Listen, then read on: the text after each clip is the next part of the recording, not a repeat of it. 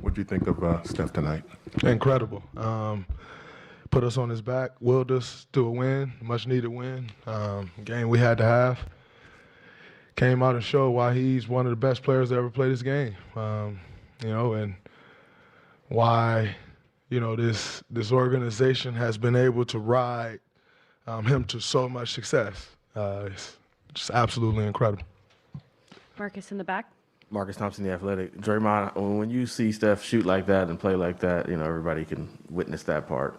But what could you say about, like, his toughness, against a defense like this, with his foot hobbled? What could you say about how resilient he is?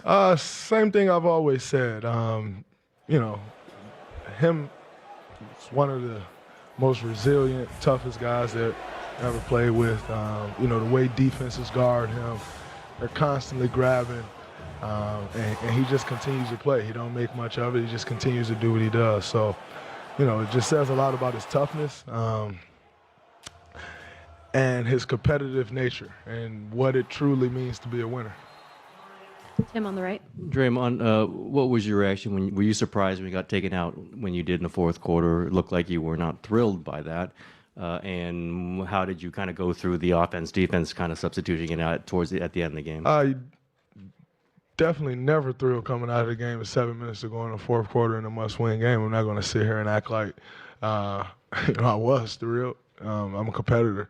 But at the end of the day, if that's what coach decides, then you roll with it. And, I had to keep my head in the game and, whenever I went back in, try to make some plays. And so that was just my mindset.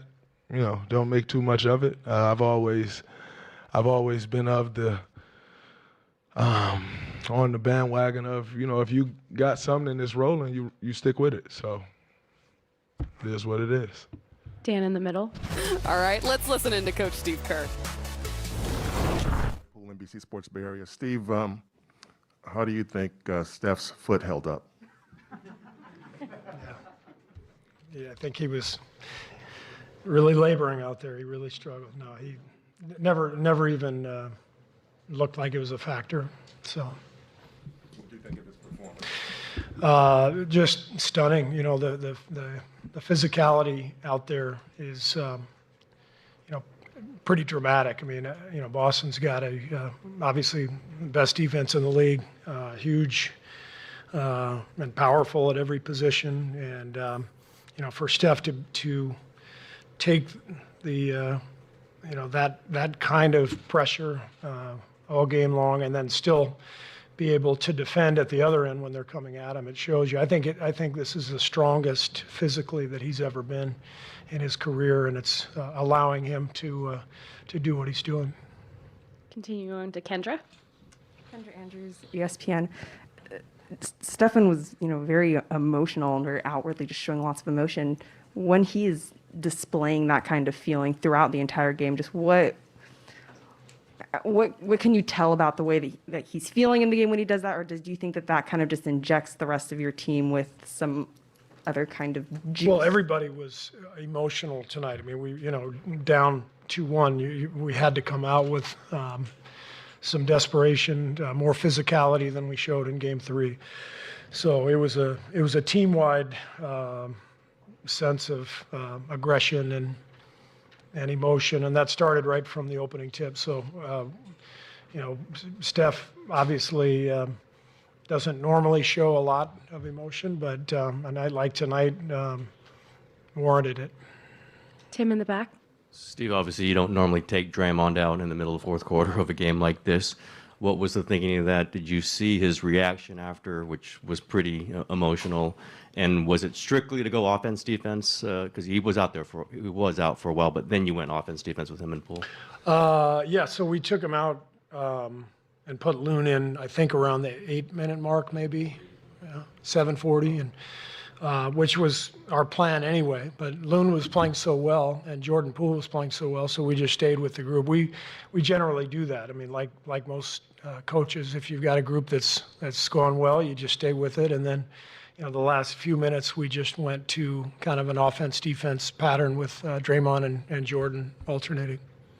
Anthony on the right. Yeah, Anthony Slater, The Athletic. Wiggins plays 44 minutes. I think he gets 16 rebounds. Just how big was he tonight? Wiggs was fantastic. I mean, to go against Boston, you've got to deal with Tatum and Brown, and they're just powerful, skilled players, great size. They're coming downhill at you constantly, and so we have to have Wiggs out there. And I thought he was great defensively. Obviously, 16 rebounds, career high, and plus 20 on the night. So we needed every bit of Wiggs's contributions. Marcus. Marcus Thompson, The Athletic. Steve, how you've stuck to your guns for years now about keeping Steph's minutes down and not playing him a lot. How much gangster did you have to summon to sit him to start the fourth quarter? Yeah, he was not happy, but I felt pretty good about where we were. The other night he played the whole fourth, and I didn't love the way that quarter went. Not because of how he played, but I think we were in a pretty good spot, and to buy him a few minutes in the fourth quarter to start, I think to me was important. But you never know how it all plays out. You just kind of go with your gut. CJ on the left here. CJ Holmes, San Francisco Chronicle. Steve, from a rebounding perspective, the game flipped completely when you put Loon into the game early in the first quarter. How important is he to what this team does on the glass? Yeah, Loon is just crucial to everything we do. He's our best screener, our best rebounder, one of our smartest players. He's always in the right spot. He made, I thought, the biggest bucket of the game when after Horford made the three from the corner. Draymond made the pass out of the pocket to Loon. He finished with that left hand. So Loon has just grown leaps and bounds. This year he's been really good for us over the years, but this year in particular, he's taken a leap to a point where he's just irreplaceable for us, and he's played in every game, and he's a guy we count on. I didn't play him enough in Game 3. That was my mistake. So it was important to get him out there, and he had a huge impact on the game. Malika on the left. Hey, Steve, for 26 consecutive series dating back to 2013, predating you, the Warriors have found a way to win on the road in every single series. What is it about this group, the resolve, the constants that allow that to happen? Well, you have a group of guys who are going to be in the Hall of Fame someday. Steph, Clay, Draymond.